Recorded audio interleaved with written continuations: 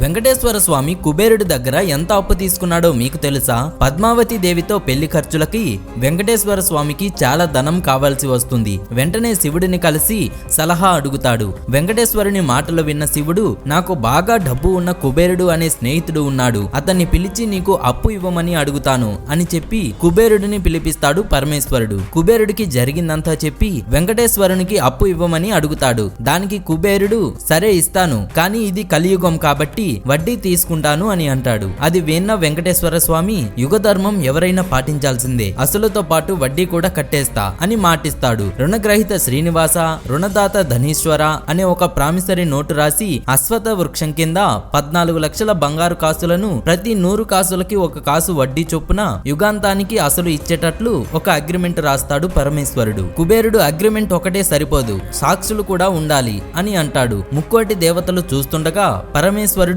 బ్రహ్మదేవుడు, అశ్వత్థ వృక్షం వీళ్ళ ముగ్గురు సాక్షి సంతకాలు పెడతారు. దేవతలందరి సమక్షంలో కుబేరుడు వెంకటేశ్వర స్వామికి 14 లక్షల బంగారు కాసులను అప్పు ఇస్తాడు. ఫ్రెండ్స్, గోవిందా అని కామెంట్ చేయండి.